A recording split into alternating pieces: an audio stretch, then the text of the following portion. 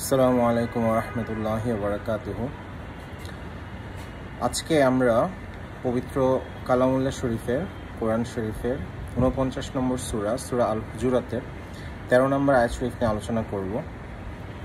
মহান আল্লাহ পাক ইরশাদ মুবারক করেন, বিসমিল্লাহির রহমানির রহিম, ইয়া আইয়ুহান নাস ইন্না খলাকনাকুম মিন যাকারিন ওয়া উনসা ওয়া জাআলনাকুম শুউবান ওয়া ক্বাবাইলা লিতাআরাফু ইন্না আকরামাকুম ইনদাল্লাহি আতকাকুম ইন্নাল্লাহা আলিমুন খবীর।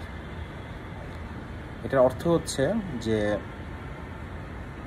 হে মানব জাতি, আল্লাহ পাক এখানে মানব জাতিকে উদ্দেশ্য করে বলছেন, অর্থাৎ সমগ্র মানব জাতিকে, সৃষ্টির শুরু থেকে শেষ পর্যন্ত, অর্থাৎ হযরত আদম আলাইহিস সালাম থেকে শুরু করে শেষ যে মানুষটি আসবেন তাদের প্রত্যেককে উদ্দেশ্য করে আল্লাহ পাক বলছেন, আমাদের প্রত্যেককে উদ্দেশ্য করে আল্লাহ পাক বলছেন যে ইন্না খলাকনাকুম মিন যাকারিন ওয়া উনসা, যে নিশ্চয়ই আমরা, এখানে আল্লাহ পাক আমরা শব্দটি ইউজ করেছেন আরবিতে,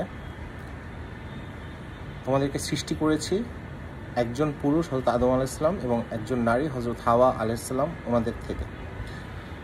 ওয়া জাআলনাকুম শুউবান ওয়া ক্বাবাইলা লিতাআরাফু, এবং তোমাদেরকে গোত্রে গোত্রে, সম্প্রদায়ে সম্প্রদায়ে, অর্থাৎ জাতিতে জাতিতে, গোত্রে গোত্রে এবং সম্প্রদায়ে সম্প্রদায়ে আমি তোমাদেরকে বিভক্ত করে দিয়েছি, ভাগ করে দিয়েছি, ছড়িয়ে দিয়েছি সারা বিশ্বে। লিতাআরাফু, কেন? যাতে তোমরা একে অপরকে চিনতে পারো। এই যে আমরা সাদা কালো, উঁচু নিচু, খাটো লম্বা, মোটা চিকন, হলুদ শ্যামলা ব্রাউন, বিভিন্ন জাতির যে মানুষ, আমরা কিন্তু একজন আরেকজনকে চিনছি। কেউ অনেক অ্যাথলেটিক, আবার কেউ হচ্ছে গিয়ে কারো নাক বোচা, কারো নাক লম্বা, কারো চোখ ছোট, কারো চোখ বড়। তো বিভিন্ন জাতের মানুষ আল্লাহ পাক সৃষ্টি করেছেন বিভিন্ন রকমের, যাতে আমরা একে অপরকে চিনতে পারি। তারপর আল্লাহ পাক বলছেন যে ইন্না আকরামাকুম ইনদাল্লাহি আতকাকুম, কিন্তু নিশ্চয়ই তোমাদের মধ্যে ওই ব্যক্তি আল্লাহ পাকের কাছে সবচেয়ে বেশি সম্মানিত। এখানে কোনো কালার, অর্থাৎ বর্ণ, গোত্র বা টাকা পয়সা, এগুলো দিয়ে আল্লাহ পাক কিন্তু মানব জাতিকে বিচার করেননি। আল্লাহ পাক বলে দিচ্ছেন যে নিশ্চয়ই তোমাদের মধ্যে ওই ব্যক্তি সবচেয়ে বেশি সম্মানিত, মহান আল্লাহ পাক ওনার কাছে, ওনার হাবিব সাল্লাল্লাহু আলাইহি ওয়াসাল্লামের কাছে, যে ব্যক্তি সবচেয়ে বেশি আতকাকুম, অর্থাৎ মুত্তাকি, যে ব্যক্তি সবচেয়ে বেশি আল্লাহ পাককে ভয় করে চলে, ওই ব্যক্তি হচ্ছে মহান আল্লাহ পাক ওনার কাছে সবচেয়ে বেশি সম্মানিত। সুবহানাল্লাহ। তারপরে আল্লাহ পাক বলছেন ইন্নাল্লাহা আলিমুন খবীর, যে আল্লাহ পাক হচ্ছেন সর্বজ্ঞানী, সর্বদ্রষ্টা, সর্বকিছু সূক্ষ্ম বিষয় সম্পর্কে আল্লাহ পাক সবকিছু সূক্ষ্ম বিষয় সম্পর্কে অবগত, জ্ঞাত। তো এই যে আয়াত শরীফ খানা সূরা হুজুরাত, অর্থাৎ ৪৯ নম্বর সূরার যে ১৩ নম্বর আয়াত শরীফ, এটা আমাদের সারা বিশ্বে শুরু থেকে শেষ পর্যন্ত যত বর্ণ প্রথা, গোত্র প্রথা এবং যত রকম হচ্ছে গিয়ে উঁচু নিচু ভেদ, তারপরে হচ্ছে কেউ ধনী কেউ গরিব, এই সব কিছুকে ভেঙে চুরে চুরমার করে দিয়েছে এই একটা আয়াত শরীফ। তো এটা আমাদের হচ্ছে বেশি বেশি পাঠ করতে হবে, মুখস্থ করতে হবে এবং সারা বিশ্বে ছড়িয়ে দিতে হবে যে সমস্ত মানুষ সমান। হ্যাঁ, মানুষের মধ্যে শুধুমাত্র ওই ব্যক্তিই সম্মানিত মহান আল্লাহ পাক ওনার দৃষ্টিতে, ওনার হাবিব সাল্লাল্লাহু আলাইহি ওয়াসাল্লাম ওনাদের দৃষ্টিতে, মুমিনদের দৃষ্টিতে, ইমানদারদের দৃষ্টিতে যারা সবচেয়ে বেশি মুত্তাকি। এখন মুত্তাকি বলতে আসলে কি বুঝায়, কাকে বুঝায়? যে ব্যক্তি প্রতিটা ক্ষেত্রে, প্রতিটা কাজে, প্রতিটা কথায়, প্রতিটা কর্মে, প্রতিটা চলনে, প্রতিটা বলনে, সে হচ্ছে প্রতিটা চিন্তায়, প্রতিটা মননে সে মহান আল্লাহ পাক ওনাকে ভয় করে চলে। সে চিন্তা করে যে এই কাজটা করলে কি আমি আসলে শরীয়ত মেনে চলছি, কোরআন শরীফ হাদিস শরীফ মেনে চলছি, আমি কি সুন্নাত মেনে চলছি, আর এই কাজটা কি আসলে আমার গুনাহ হচ্ছে, পাপ হচ্ছে, আর এই কাজটা কি আমার সওয়াব হচ্ছে, এই কাজটা কি আল্লাহ পাক সন্তুষ্ট হচ্ছেন। নিশ্চয়ই আল্লাহ পাক কি বলেন কোরআন শরীফে, যে আল্লাহ পাকের সন্তুষ্টি হচ্ছে সবচেয়ে বড়। আল্লাহ পাক বলেন যে নিশ্চয়ই আল্লাহ পাকের সন্তুষ্টি সেটা হচ্ছে সবচেয়ে বড়। সুবহানাল্লাহ।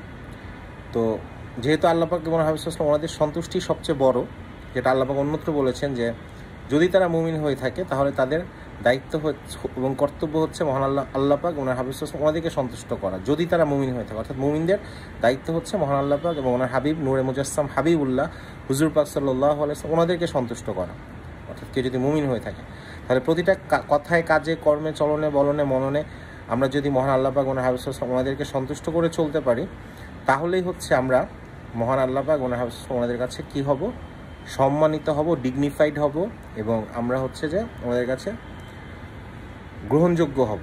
এছাড়া আমাদের সম্মানের, যোগ্যতার কোনো মাপকাঠি নেই। এই একটাই মাপকাঠি, যে যত কথাই বলুক, যে যত বড় হচ্ছে গিয়ে স্কলার হোক বা যাই হোক, বিজ্ঞানী হোক, অমুক হোক, তমুক হোক, কিছুতেই কিছু যাবে আসবে না যদি সে মুত্তাকি হতে না পারে।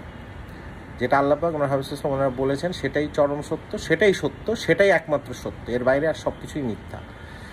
এই জন্য আমাদের কথায়, কাজে, চলনে, বলনে, কর্মে, মননে, চিন্তায়, সব কিছুতে আমাদেরকে হচ্ছে মহান আল্লাহ পাক ওনার হাবিব সাল্লাল্লাহু আলাইহি ওয়াসাল্লাম ওনাদেরকে সন্তুষ্ট করতে হবে, কারণ ওনাদের সন্তুষ্টিটাই হচ্ছে সবচেয়ে বেশি গুরুত্বপূর্ণ, সবচেয়ে বড় জিনিস।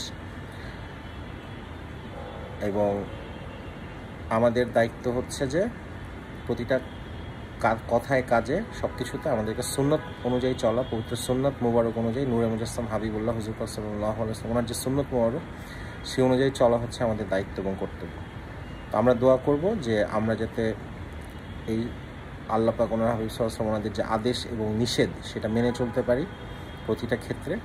সেই যোগ্যতা, সেই তৌফিক যাতে আল্লাহ পাক আমাদেরকে দান করেন এবং আমাদেরকে আল্লাহ পাক যাতে হেফাজত করেন, আমাদের বাংলাদেশকে যাতে আল্লাহ পাক হেফাজত করেন, পৃথিবীর সমস্ত মুসলমানদেরকে আল্লাহ পাক হেফাজত করেন, এবং যারা অমুসলিম রয়েছে তাদেরকে আল্লাহ পাক হিদায়াত দান করেন ইসলামের পথে, এবং তারা হচ্ছে সত্যিকার যে হিদায়াত, সত্যিকার যে শান্তি, যেহেতু ইসলাম শব্দের অর্থই হচ্ছে শান্তি, শান্তির পথ, সেই শান্তির পথ আল্লাহ পাক তাদেরকে দান করেন। সেই দোয়া, সেই আরজি আমরা মহান আল্লাহ পাক ওনার কাছে করি, ওনার হাবিব সাল্লাল্লাহু আলাইহি ওয়াসাল্লাম সম্মানার্থে, ওনার ওসিলা দিয়ে। আল্লাহ পাক আমাদের দোয়া কবুল করুন, আমিন। اللهم صل على سيدنا نبينا حبيبنا شفيعنا مولانا النبي الأمي وآله وسلم وآخر دعوانا أن الحمد لله رب العالمين. السلام عليكم ورحمة الله وبركاته.